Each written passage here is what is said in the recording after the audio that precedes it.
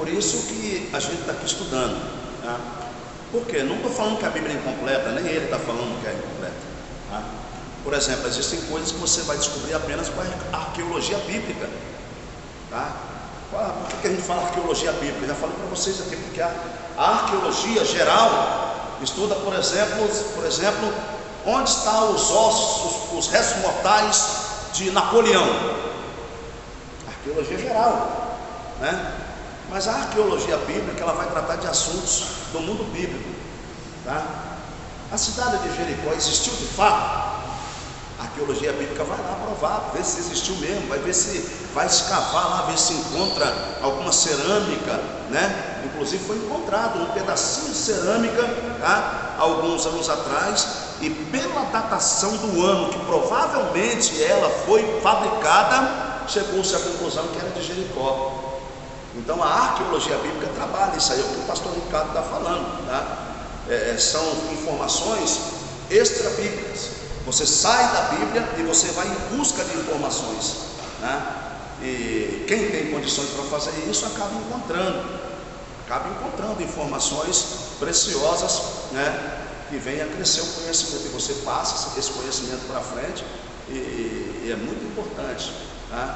Eu, quando eu era novo convertido, né? Poxa, Jesus falando, é mais fácil passar um caminho pelo fundo de uma agulha do que um rico entrar no reino do céu. Eu falei, que negócio é esse? Como é que um camelo vai passar no fundo de uma agulha, gente? Como é que vai passar no fundo de uma agulha? Que ignorância é essa? Que coisa, que extrapolação é essa? Isso foge à mente humana. Aí você vai entrar lá na história, tá? Você vai ver que agulhas eram pequenas passagens que tinham nas brechas dos muros. E o camelo não tem um carocinho nas costas, carocinho é gentileza minha, né?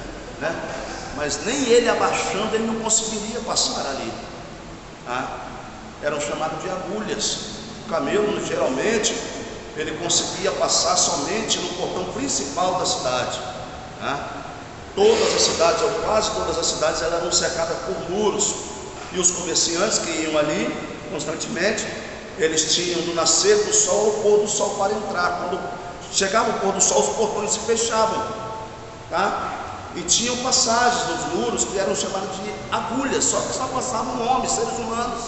O camelo não passava por causa do tamanho dele, por causa da corcova dele. Dromedário, né? Dromedário ou camelo, não passava. Então Jesus fala, é mais fácil passar um camelo pelo fundo de uma agulha, pelo fundo de uma agulha, do que um rico entrar no reino do céu. Mas que negócio é esse? Então são informações que têm que ser buscadas para você adquirir o conhecimento, e quando você chegar lá na frente, entendeu? Você entendeu, uma pessoa prega, por que muitas igrejas hoje estão cegas espiritualmente, tá? Você entra numa igreja, você vê uma pregação ali, e você vê todo mundo pulando, aí quando sai da igreja, fala assim, qual foi a palavra de hoje mesmo? Você sabe que eu nem sei, eu estava tão cheio, que eu nem vi o que o pregador falou. Cheio da emoção, cheio da euforia, cheio do êxtase, né? Aquele momento de euforia. É o Espírito Santo? Claro que eu não estou falando que não é, longe de mim tal coisa, tá? Só que agregado a isso, você tem que ter foco. Tá? Você tem que, por exemplo, hoje é o primeiro dia, você tem que estar aqui daqui a 8 meses, é foco. Vai ter dias que vai ser difícil. Vai ter dias que você vai falar assim, eu não vou fazer esse curso mais não, estou desanimado, estou sem dinheiro, né? Não estou entendendo nada, né? Então vai ter dias assim, mas vai ter dias que você vai entrar aqui e vai falar assim, rapaz, que aula foi essa? Por quê? Porque é o Espírito Santo que fala, tá? Então essa é a primeira aula nossa, tá? Primeiro contato, e vai vir matérias aí terríveis, angelologia, né? Vamos estudar dos anjos, né? Matérias maravilhosas, vai ser codificado. Então o pastor Ricardo falou aí, tá? As informações extra-bíblicas são muito importantes, desde que tenham um fundamento, tá? Amém? Vamos lá.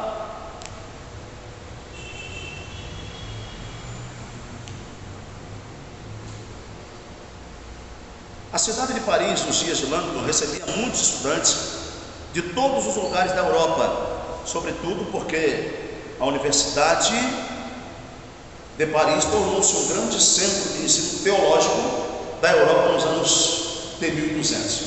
Nesse período, por exemplo, as ordens dominicana e franciscana foram dominantes no ensino da universidade, que ao final do século XIII e durante o século XIV tornou-se o maior centro de ensino de toda a cristandade, particularmente no ensino da teologia, no ensino das coisas concernentes a Deus. Eu costumo usar esse termo, muitas vezes a gente usa o termo, mas o que é teologia? Teologia é estudo de Deus. Eu não uso esse termo porque ninguém estuda Deus, não tem como, né, irmãos? Então eu prefiro usar o termo estudo das coisas concernentes a Deus, estudo das coisas relacionadas a Deus. Com a também chegada de Abelardo nesse período, filósofo e escolástico, teólogo, grande lógico francês, e considerado um dos mais importantes e ousados pensadores do século XII, em Paris, os estudantes de teologia chegaram aos milhares. Esses estudantes trouxeram consigo a Bíblia de seu país, mas encontravam dificuldade em encontrar trechos bíblicos durante palestras e estudos dados pelos professores e palestrantes. Isso porque a divisão de capítulos nas suas Bíblias era diferente, devido a uma não patronização dessa divisão ou das divisões já feitas pelos eruditos já citados. Então, o povo ainda havia uma disfunção de exemplar para exemplar, de edição para edição.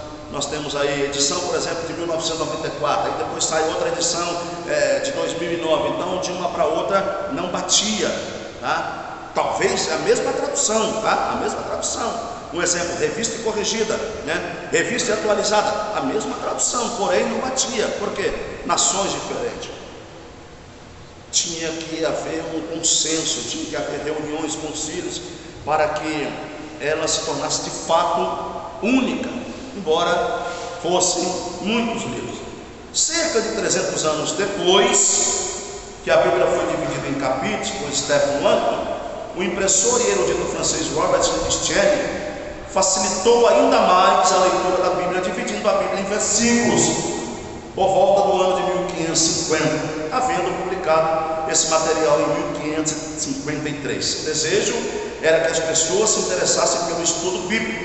Estienne percebeu que um sistema unificado não só de capítulos, mas também de versículos, popularizaria ainda mais o texto sagrado. Para Estienne, mas Estienne não fora o primeiro a ler a Bíblia e dividir o texto da Bíblia em versículos. Séculos antes, copistas judeus tinham dividido toda a Bíblia hebraica em versículos. Nesse caso, o Antigo Testamento, vamos chegar lá. Desse modo, divisão do Antigo Testamento em versículos já havia sido feita por esses estudiosos judeus das Escrituras Sagradas, chamados de maçoretas. Os maçoretas eram um grupo, pessoas, escribas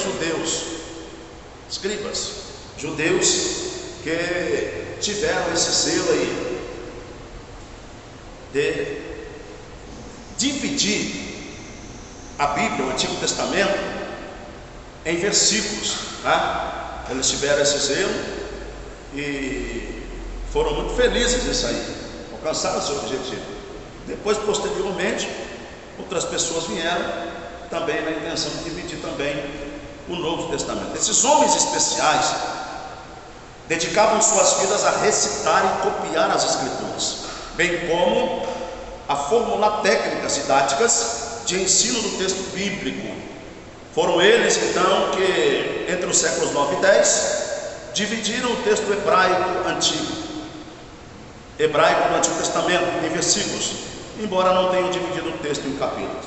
Dividiram em versículos, depois veio outra pessoa que dividiu em capítulos. Está lá a divisão em capítulos e versículos, entre os séculos 9 e 10, os maçoretas dividem a Bíblia hebraica em versículos, mas ainda não em capítulos. 1234, 1242, já falamos ali, o cardeal Langton,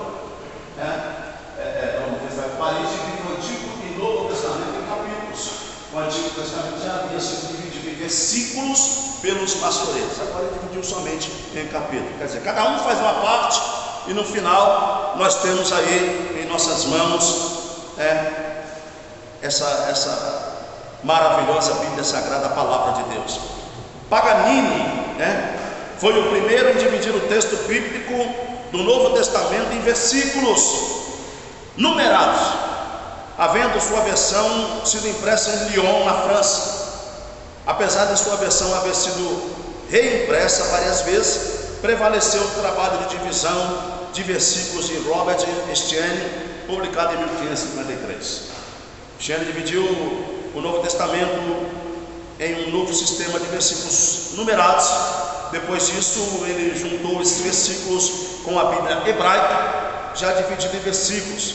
Então, em 1553, ele publicou em francês a primeira Bíblia completa. Primeiro de 1553 foi publicada a primeira Bíblia completa, Antigo e Novo Testamento, que praticamente compunha os mesmos capítulos e versículos como conhecemos atualmente. Para alguns críticos da época, a divisão da Bíblia em versículos deixou o texto bíblico muito fragmentado e, como diziam, várias sentenças e declarações soltas, mas o sistema de Estienne foi de imediato adotado por outros impressores.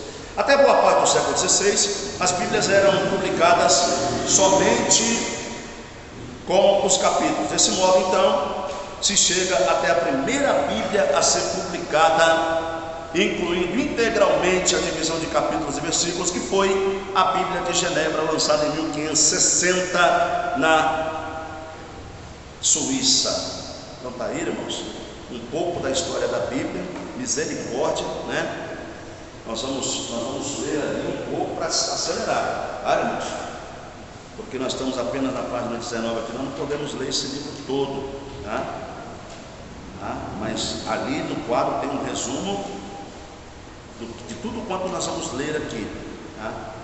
Depois nós temos aí a divisão do Antigo Testamento, tá? Resumo do conteúdo dos livros do Antigo Testamento, na página 28 aí, abra na página 28, e cada livro que tem aí no Antigo Testamento, peço aí a colaboração de todos vocês, para que naquele tempo disponível que você tiver em casa, leia. Cada livro vem um esboçozinho, tá? Sobre o relato sobre ele. Por exemplo, o livro de Gênesis, é o livro